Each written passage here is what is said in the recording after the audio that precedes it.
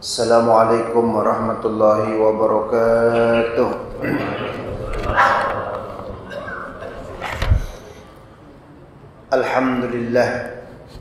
Alhamdulillahilladzi arsala rasulahu bil huda wa dinil haqq wa kafa billahi shahida. Ashhadu an la ilaha illallah wa ashhadu anna Muhammadan abduhu wa rasuluh la nabiyya ba'dah. Ballagha ar-risalah wa adda al-amanah. Allahumma salli ala sayyidina Muhammad al-fatih lima ughliqa wal khatim lima sabaqa an-nasiril haqqi bil haqqi wal hadi ila siratikal mustaqim wa ala alihi haqqa qadrihi wa miqdarihi al-'azim. Rabbi shrah li sadri wa yassir li amri wahlul 'uqdatam min lisani yafqahu qawli. Amma ba'd. Ya ayyuhalladzina amanu taqullaha wal tanzur nafsum ma qaddamat lighad wattaqullaha innallaha khabirum bima ta'malun. Wa qala Rasulullah sallallahu alaihi wasallam, ala unabbiukum bi akbaril kabair qauluz zuri au qala syahadatuz zuri. Rawahul Bukhari wa Muslim. Shadaqallah wa sadaqa Rasulullah sallallahu alaihi wasallam. Hadratil mukarramin wal mukarramat, ikhwan dan akhwat segenap jamaah kaum muslimin wal muslimat, jamaah majlis taklim, majlis kajian Masjid Baitur Rahim yang dirahmati dan dimuliakan Allah Subhanahu wa ta'ala. Wabil khusus yang sama kita muliakan segenap DKM Masjid Baitur Rahim, tentunya iringan doa. Semoga segala yang telah diprogramkan, yang sedang maupun yang akan diprogramkan, semua diijabah, dikabul dan dimudahkan oleh Allah Subhanahu wa ta'ala. Para sesepuh masyarakat, para orang tua kami dan seluruh jamaah kaum muslimin wal muslimat rahimakumullah wa hafizakumullah.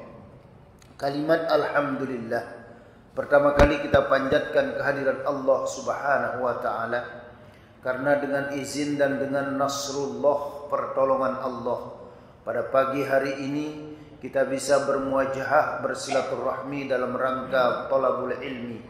Semoga hadirnya kita di majlis yang mulia ini, hadirnya kita di Masjid Baitur Rahim ini sebagai salah satu sebab Allah Subhanahu wa ta'ala turunkan maghfirahnya, turunkan rahmahnya dalam hidup dan kehidupan kita.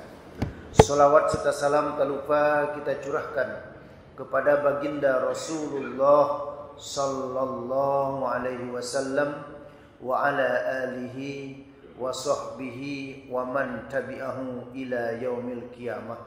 Harapan kita semoga nanti di yaumil qiyamah kita semua jamaah Masjid Baitur Rahim semua beserta zurriyah, keturunan kita semua mendapat syafaatul kubronya Rasulullah sallallahu alaihi wasallam. Baik ikhwan dan akhwat yang dirahmati dan dimuliakan Allah Subhanahu wa ta'ala, bahwasanya kajian kita mengambil referensinya dari kitab Mukhtasar Minhajul Qasidin, yaitu tentang 4 tingkatan manusia di yaumul qiyamah.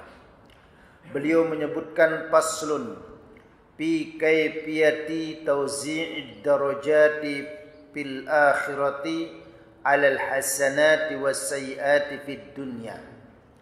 Suatu pasal atau suatu bab yang menerangkan tentang ad-darajati, derajat, fil akhirati, derajat kita nanti di akhirat atau di akhir, yaitu di yaumul qiyamah.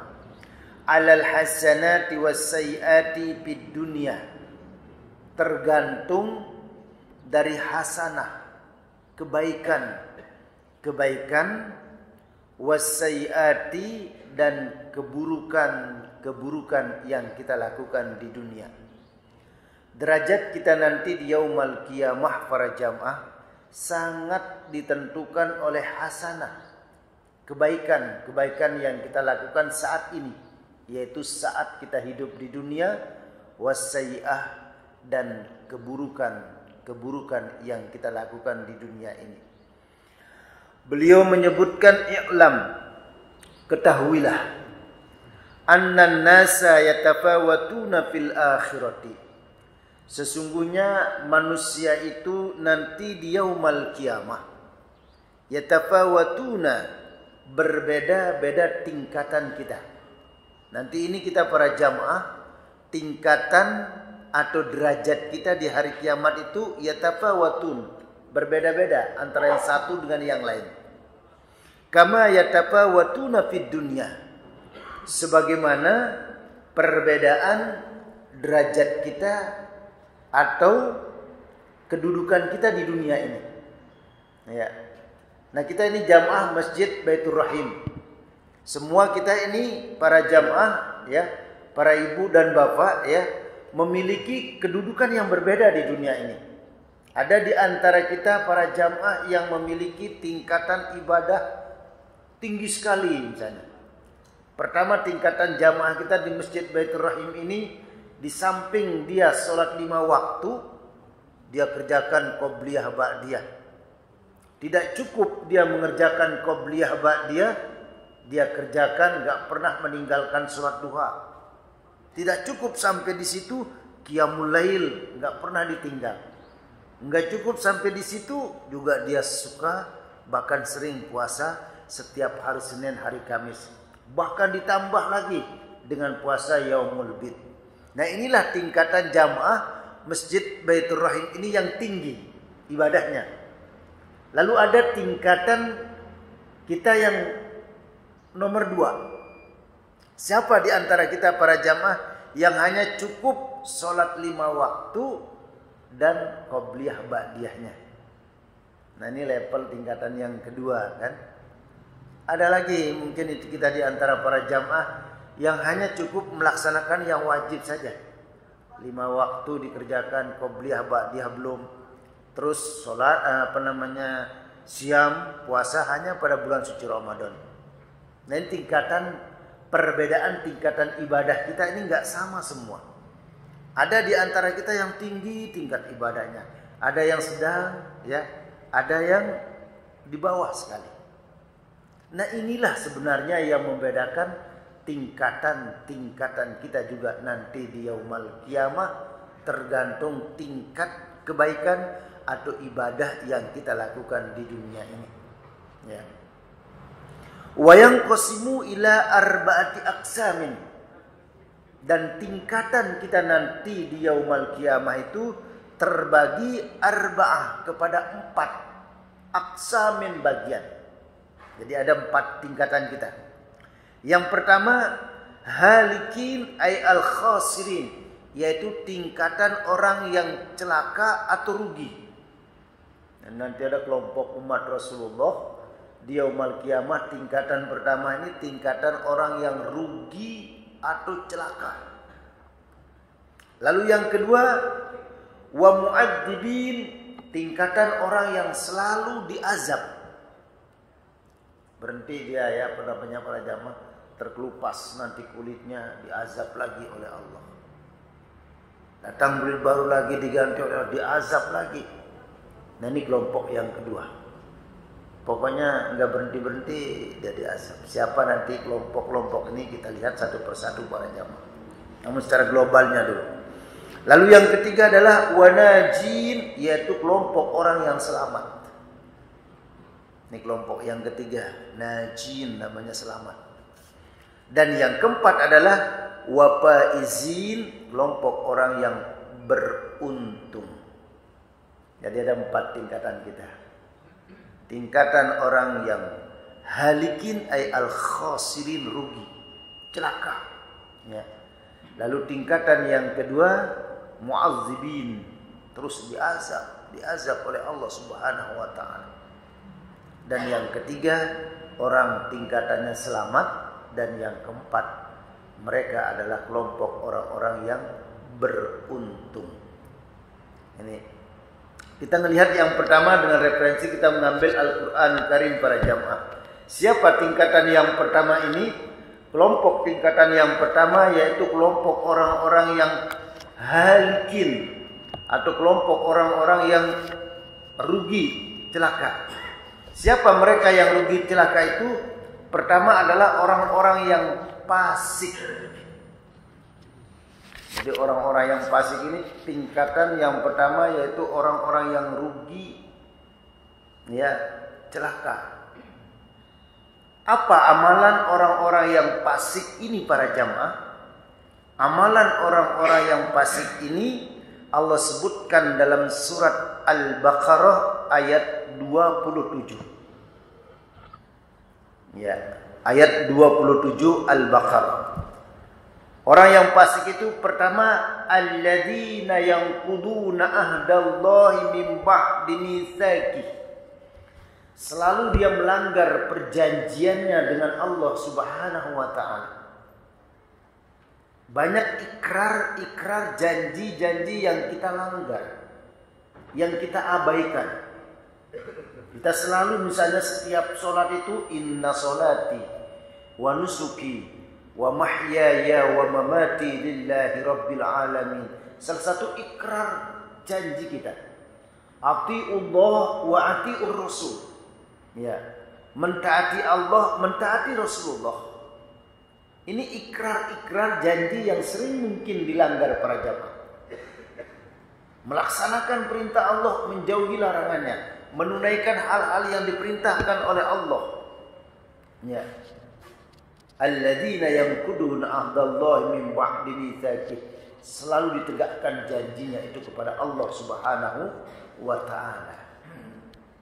Kalau kita melihat para sahabat ya, salah satu sahabat Rasulullah yang dikenal sahabat yang kaya raya, yaitu Abdurrahman bin Auf.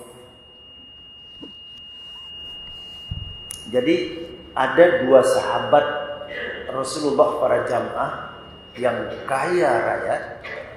Dia yang selalu, bahasa kita apa? Dia yang selalu membackup dakwah Rasul dengan kekayaannya. Siapa itu? Ya,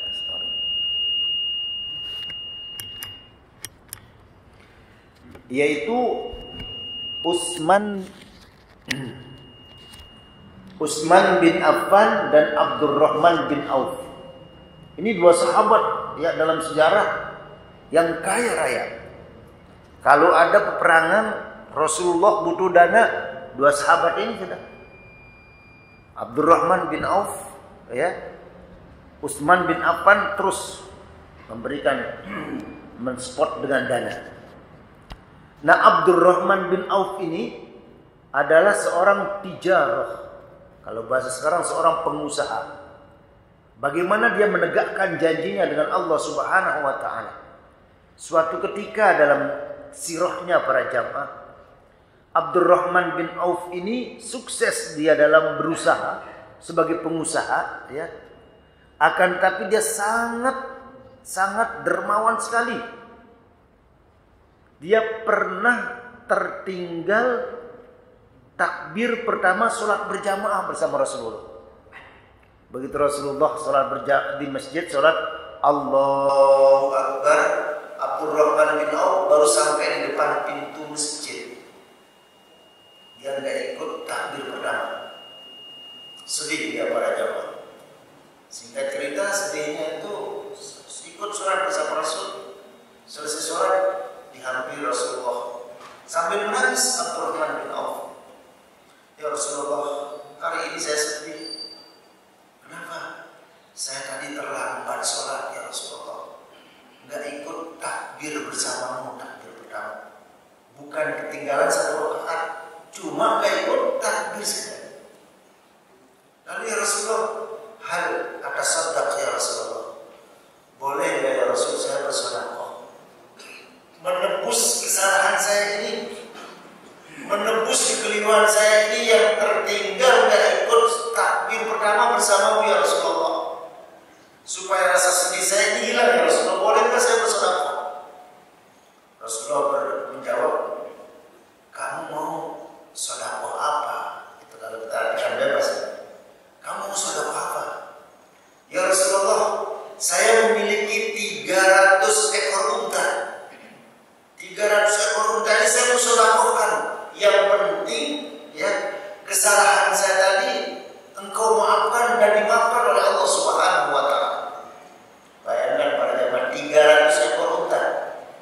Kalau 300 ekor unta itu, satu ekor unta itu 30 juta. Sekarang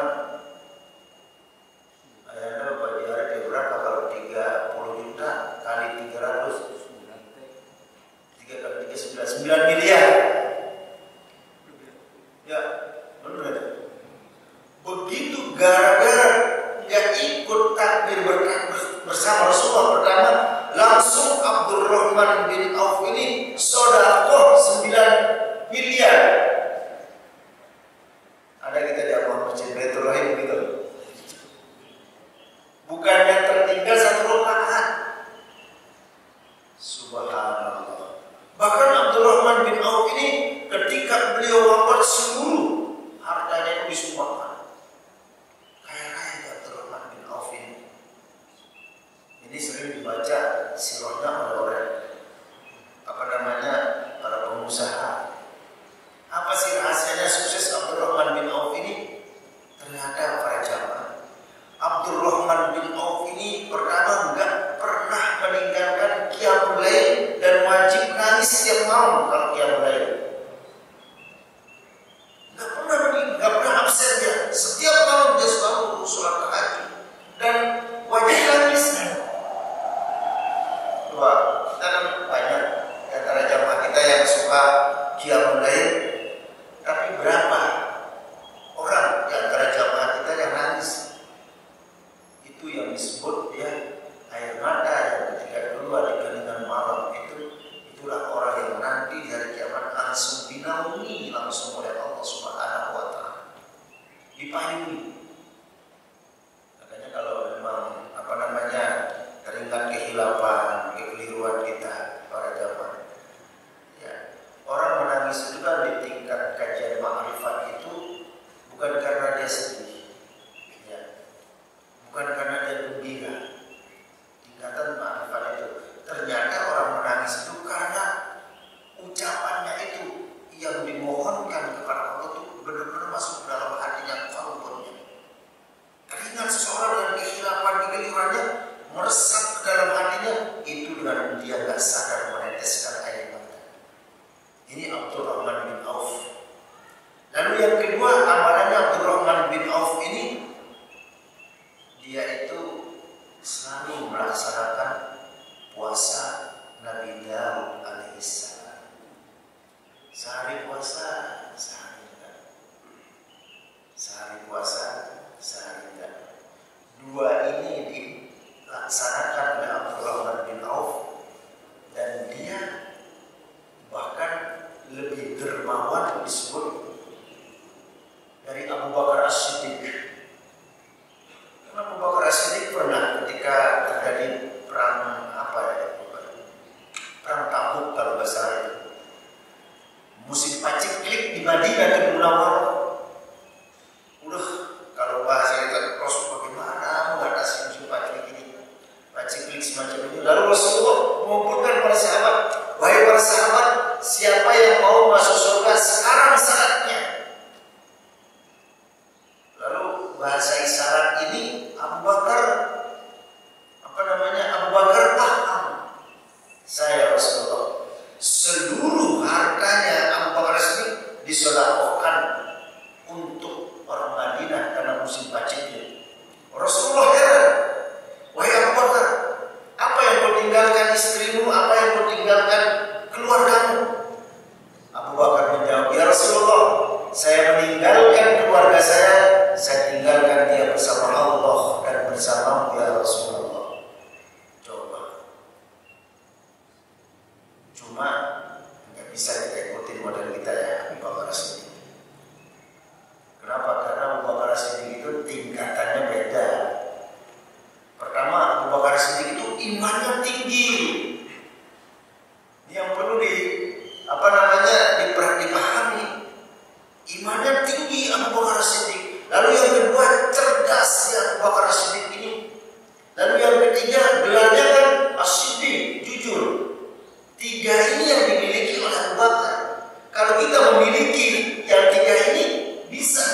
Abu Bakar.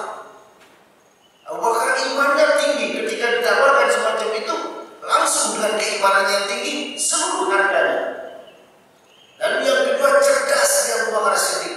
Ya, sekarang seluruh harta saya sedekahkan, nanti selesai musim paceklik. Dengan kecerdasannya Abu Bakar dalam waktu yang singkat, hartanya itu kembali karena dia bertijarah berdagang. Cerdasnya, begitu selesai musim paceklik, di mana pasar? Dan para sahabat banyak berniaga, ada sebenarnya banyak pedagang. Berdagang Abu Bakar Siddiq. Modalnya dari mana? Gelarnya Siddiq jujur. Banyak yang ngasih dia pinjaman modal. Nah, kalau kita pinjam modal kan susah orang percaya. Abu Bakar Siddiq jujur. Nih saya kasih pinjam. Banyak orang yang menawarkan pinjaman ini karena semua orang percaya dengan kejujuran Abu Bakar. Tiga ini yang dimiliki oleh Abu Bakar. Ya, nah kalau kita nyebut Abu Bakar seluruh harta kita sedekahkan, waduh, mungkin bahaya juga. Makanya disebutkan dalam Islam, ya para jamaah, rahimahullahu imra'an arafa qadar nafsihi.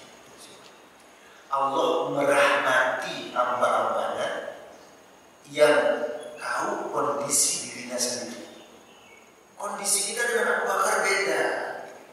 Ya. Jadi pahami kondisi kita, Allah merahmatinya. Ya. Allah menurunkan rahmatnya dan kita memahami kondisi kita.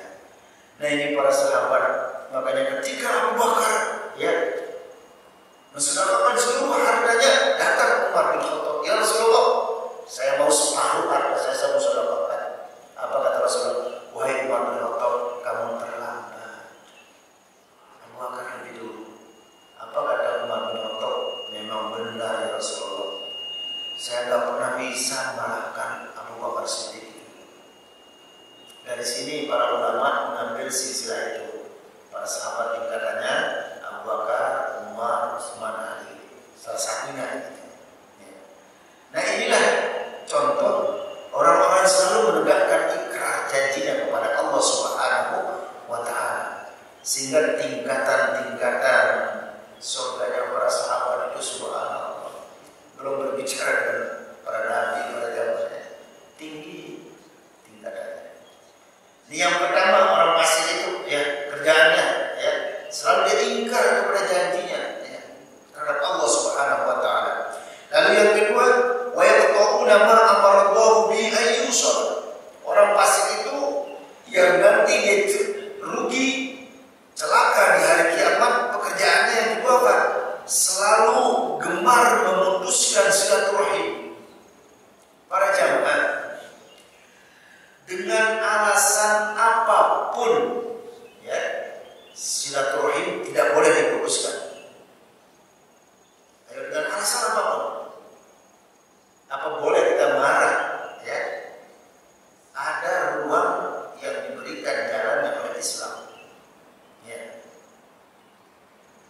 Sama misalnya hukum yang sudah terikat di dalam Islam itu, misalnya ya, sholat yang sudah diikat kita oleh sholat 5 waktu.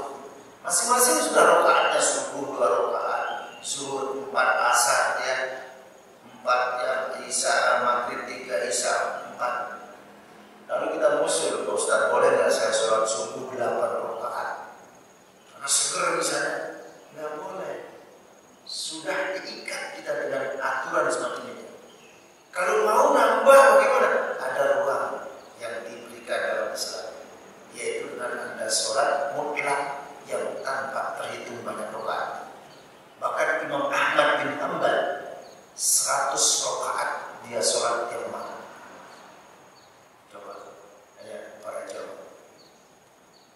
Nah, memutuskan silaturahim ini dengan alasan apapun tidak boleh. Boleh kita marah, boleh kita ya tersinggung atau enggak, saya terus sapa dengan orang lain, tapi Islam masih batasan. Ini maksimalnya 3 hari 3 malam selesai. Harus baik lagi, nggak boleh diputuskan. Yang disebutkan oleh Rasulullah SAW, orang yang memutuskan silaturahim itu yang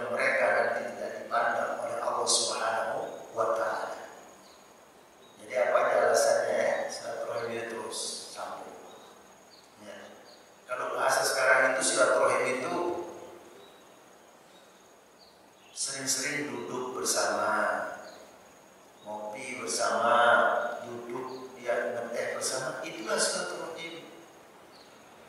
Maka kalau kita sering silaturahim para jamaah, perbedaan pendapat khilaf itu tidak akan terjadi. Kenapa dia khilaf?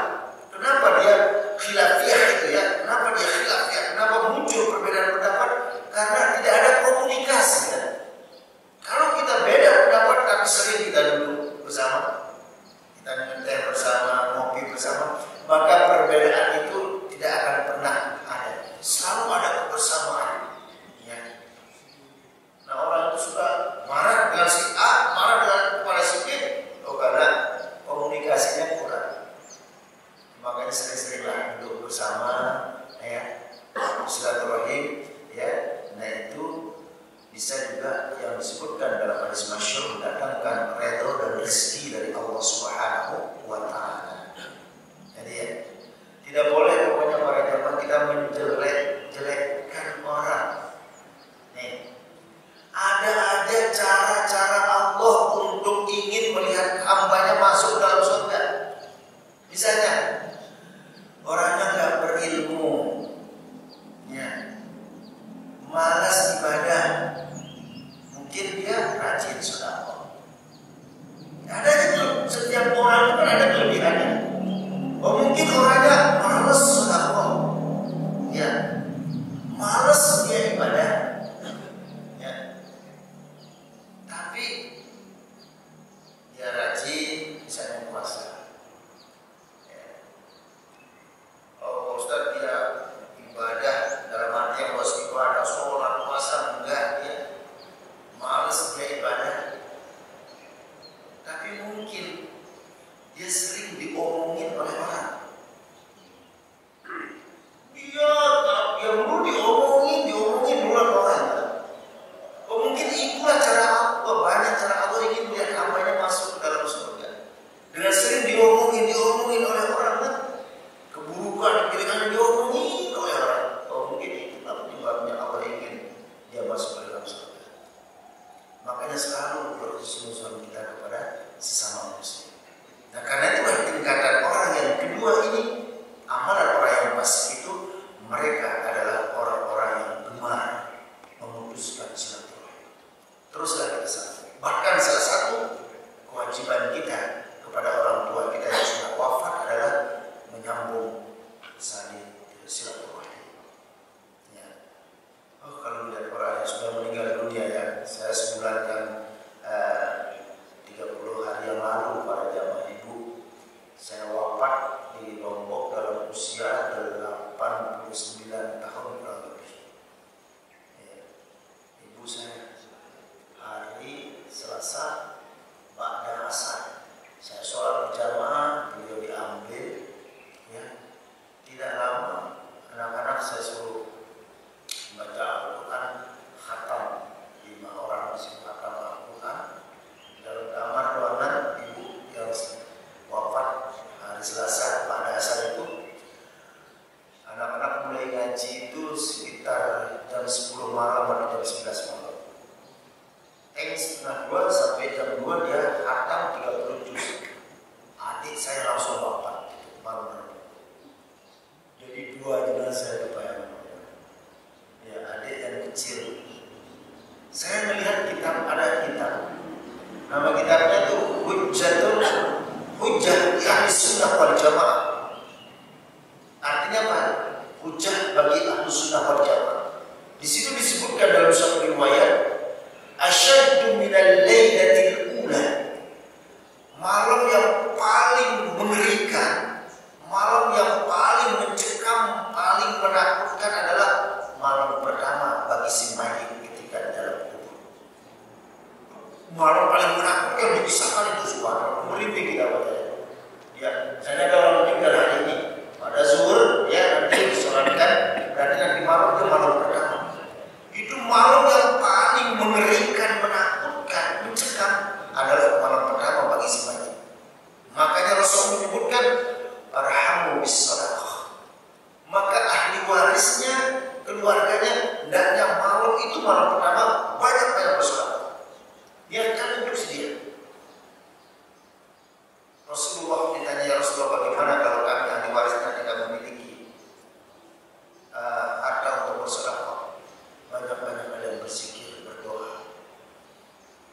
Hikmah itu paling benar. Janganlah membicarakan hal-hal yang kamu malam pertama itu. Makanya kayak malam pertama itu berarti hari Rabu dimakamkan, malam Kamisnya malam pertama terus. Jangan ada duniawi dan dibicarakan. Subhanallah. Nah ini wajah tahu nama amal Allah terus menyambung tali silaturahmi. Lalu yang ketiga amalan orang yang fasik ini adalah wa yufsiduna fil ardi, membuat kerusakan di muka bumi. Para ulama mufassirin menerjemahkan makna membuat kerusakan di muka bumi ini adalah bermaksiat. Karena ketika kita melakukan suatu kemaksiatan, Allah murka. Ketika Allah murka, Allah akan turunkan badai, Allah turunkan gempa dan lain sebagainya. Kenapa Allah kirimkan semua itu? Karena Allah lagi murka. Kenapa Allah murka? Karena yufsiduna fil ardi, kalian membuat kerusakan di muka bumi dengan sebab bermaksiat. Kalau murka Allah sudah turun, badai, banjir, semuanya datang itu ya, kan rusak bumi ini. Itulah yang disebut yufsiduna fil ardi. Inilah orang-orang yang rugi, celaka nanti di hari kiamat, orang-orang yang fasik. Lalu siapa lagi kelompok orang-orang yang rugi dan celaka? Yaitu kelompok orang-orang yang terlena dengan harta dan anak.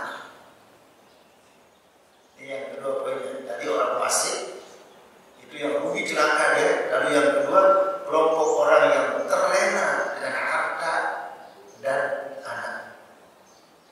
Ini kita mengambil referensi di dalam surat Al-Munafiqun, ya, surat yang ke-63 ayat 9. Surat 63 ayat 9, Allah Subhanahu wa taala berfirman, kelompok orang yang rugi dan celaka, mereka yang terbuai dengan harta dan terbuai dengan anak. Anak maksudnya keturunan. Ya. Allah berfirman, ya ayyuhalladzina amanu la tulhikum amwalukum wala auladukum an dzikrillah. Wahai orang-orang yang beriman, jangan sekali-kali kalian terlena, terbuai dengan amwal, harta kalian.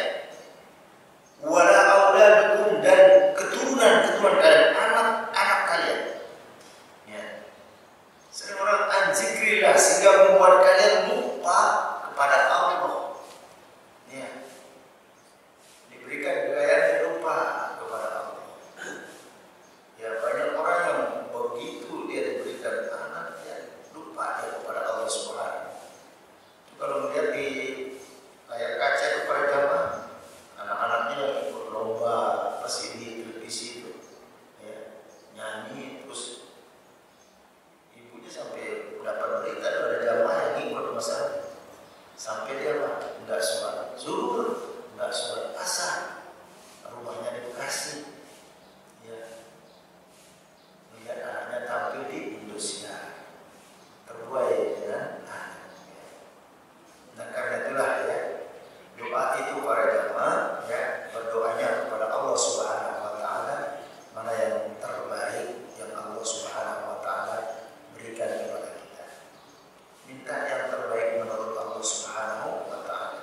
Wa may yaf'al dzalika, barang siapa yang terbuai dengan harta, terbuai dengan anaknya, ulaika humul khasirun. Itulah kelompok orang-orang yang rugi dan kelompok orang-orang yang celaka. Ini sekilas para jamaah adalah kelompok orang yang rugi dan celaka. Lalu kita masuk ke poin yang kedua, ya, yaitu kelompok umat Rasulullah yang disebut dengan kelompok orang yang mu'adzibin, orang yang selalu diazab, disiksa, berhenti dan disiksa lagi nanti di hari kiamat. Siapa mereka? Pertama, mereka adalah orang-orang yang ingkar kepada Al-Qur'anul Karim, mengingkari Al-Qur'an Karim. Ya, ini kelompoknya yang pertama yang tidak berhenti dari azab. Nanti bisa dilihat referensinya di dalam surat An-Nisa ayat 56. An-Nisa ayat 56. Kelompok yang kedua, kelompok orang yang selalu diazab, amalannya di dunia ini ingkar dia kepada Allah.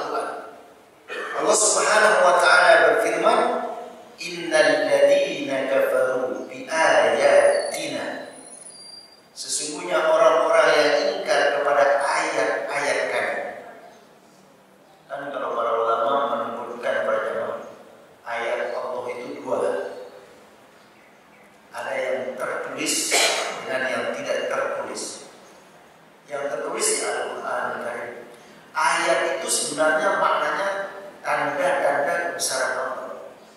Kalau kita melihat misalnya para jamaah ya, sesuatu yang ajib menakjubkan, itu namanya ayatun min ayatillah. Tanda-tanda kebesaran Allah. Terjadinya ya pernikahan antara seorang laki dengan seorang perempuan, ayatun min ayatillah. Itu sebagian dari tanda-tanda kemahabesaran Allah. Jadi sesuatu yang yang mengagumkan, dia membuat heran, itu ayat namanya, tanda-tanda kebesaran Allah. Kepada diri kita sendiri para jamaah terdapat ayat-ayat Allah, tanda-tanda kemahabesaran Allah. Ya, dengan dibentuknya kita dalam keadaan yang sempurna semacam ini, itu ayatun min ayatillah. Nah, siapa yang ingkar kepada ayat-ayat Allah, kepada kemahabesaran Allah, ya, saufa nuslihim nar. Nanti mereka akan digiring ke dalam api neraka. Kalau orang ngaji nahwu shorof itu saufa itu masuk pada fi'il mudhari, menunjukkan arti kerja. Tanda fi'il mudhari itu kata kerja yang menunjukkan masih jauh, nanti lama. Tapi kalau ada huruf sin masuk pada fi'il mudhari, kata kerja menunjukkan hampir dikerjakan. Sudah ini Pak, misalnya saufa asyrabu, saya mau minum, ya, tapi air minumnya belum dibikin, misalnya pakai saufa, ya. Tapi kalau pakai huruf sin, sa asyrabu, saya minum. Nah, air minum sudah dipakai. Kalau di sini dipakai Allah Subhanahu Wa Taala, ya, saufa nuslihim nar, nanti digiring dia. Kalau dia pakai sin, sa nuslihim nar, sudah di depan, berarti dia orangnya di sini, ya, neraka di depannya itu. Kalau pakai huruf sin, bedanya. Nah, saufa nuslihim nar, mereka akan digiring nanti di yaumul qiyamah, orang-orang yang ingkar kepada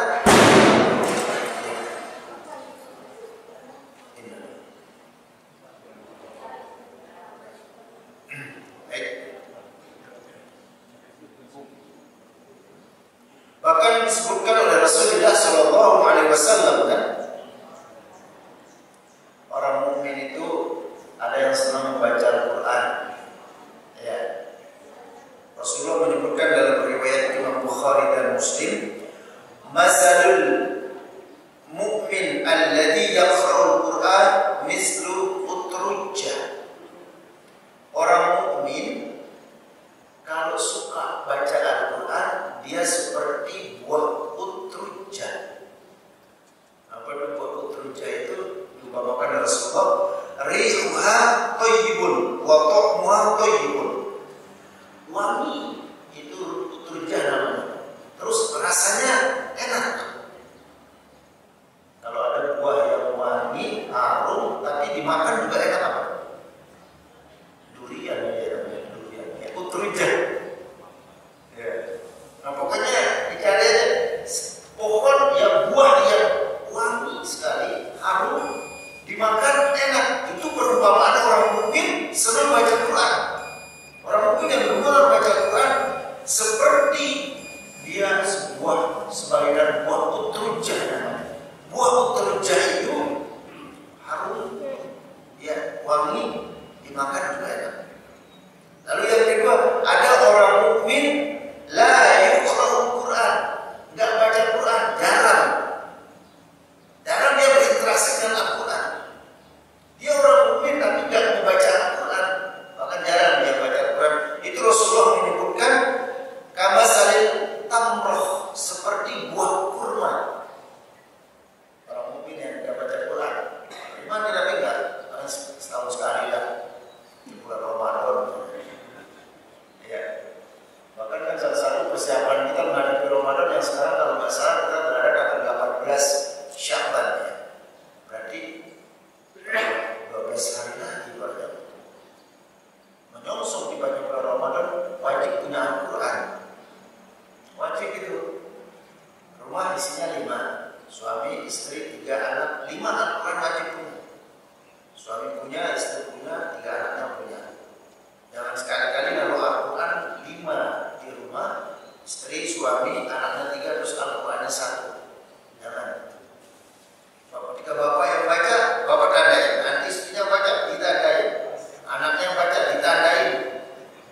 mau baca lagi, bukannya baca Quran marah.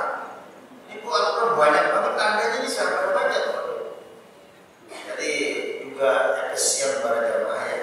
5 kita beli Al-Quran, kita sebagai kepala rumah tangga, sebagai bapak, ada seorang ibu kontrol. Nah, puasa udah 10 hari, kamu sampai juz berapa? Suami juga suka nanya, "Ma, kita sudah puasa 10 hari, baca Al-Qurannya sudah juz berapa?" Di situ kita tahu kadar keislaman keluarga kita. Andai para jamaah puasa baru 10 hari atau puasa sudah 20 hari, anak kita baru surat Al-Baqarah, terus suami misalnya baru sampai surat An-Nisa, belum dapat apa-apa misalnya, kan ketahuan. Perlu direvisi lagi. Tapi kalau 5 Al-Quran bisa hatam 5-5-nya di rumah, itulah rumah yang diberkati oleh Allah Subhanahu wa ta'ala. Suaminya hatam, istrinya hatam, anaknya hatam, betapa gembiranya. Salah satu puncak kegembiraan orang yang puasa pada bulan suci Ramadan ketika dia berhasil menghatamkan Al-Quran di bulan suci Ramadan. Dari malam pertama pada jam sampai terakhir, kalau misalnya nanti malam takbir, ya, karena Idul Fitri misalnya, terus bapaknya di subuh udah hatam. Aduh, beda. Coba diperhatiin beda. Alhamdulillah, bulan Ramadan ini bisa hatam Quran. Ya. Nah, ini para jamaah orang mukmin jarang membaca Quran seperti buah kurma. Bagaimana buah kurma itu? Ya, la rihalah. Enggak harum. Enggak ada wangi-wanginya buah kurma itu. Wa ta'muha thayyib, tapi rasanya enak. Itu orang mukmin yang jarang enggak suka baca Al-Quran seperti buah kurma. Tapi kalau orang mukmin yang sering membaca Al-Quran seperti buah utrujah. Harum. Buahnya masih di luar, misalnya sampai dalam masjid harumnya wangi. Apalagi dimakan enak lagi. Itu utrujah namanya. Ya. Orang mukmin diumpamakan oleh Rasulullah. Nah, kalau ada orang munafik membaca ya, orang munafik alladzi yaqra'ul Quran, orang munafik membaca Al-Quran seperti kamasali raihana, seperti buah raihana. Apa buah raihana itu? Rihuha thayyibun, rasanya enak. Rihuha thayyibun, wangi, harum dia buah raihana itu. Wa ta'muha murrun, tapi ketika dimakan pahit. Jadi orang munafik kalau baca Al-Quran itu wangi, tapi kalau dimakan buah itu pahit sekali. Nah ini makanya orang itu kan mukmin, munafik itu aja. Kalau orang mukmin disebutkan orang mukmin mengerjakan dosa seperti orang yang naik di gunung mau menjatuhkan diri, takut, ngeri. Itulah orang mukmin sejati. Takut dia dengan dosa seperti takutnya orang yang berada di puncak gunung ingin jatuh ke bumi. Tapi kalau orang munafik mengerjakan dosa seperti lalat yang nempel di pipi. Kalau jamaah ada lalat nempel di pipi, kita tepuk, kita nempel lagi, kita tepuk. Orang munafik ngerjain dosa kayak begitu, nggak merasa. Ngerjain dosa lagi, ngerjain dosa lagi, insaf ngerjain dosa lagi. Nah begitu. Jadi orang yang rugi itu, orang yang kena azabnya itu adalah orang-orang yang ingkar kepada Allah Subhanahu wa ta'ala, ingkar kepada ayat-ayat Allah. Dan nanti mereka disebutkan di dalam surat An-Nisa ini bahwasanya mereka nanti di yaumul qiyamah akan Allah Subhanahu wa ta'ala kullama qalidat juluduhum, ketika kulit-kulitnya itu hangus semua, badalnahum juludan ghairuha, Allah ganti dengan kulit yang baru lagi. Terkelupas dia dengan azab Allah di hari kiamat, diganti lagi oleh Allah dengan kulit itu. Apa tujuannya Allah menggantinya dengan kulit-kulit yang baru? Liyadhuqul adab, supaya dia merasakan azab Allah. Jadi kita ya sesungguhnya ini para jamaah, tulang kita dibungkus oleh kulit-kulit kita adalah yang berbeda. Ya. Subhanallah para jamaah.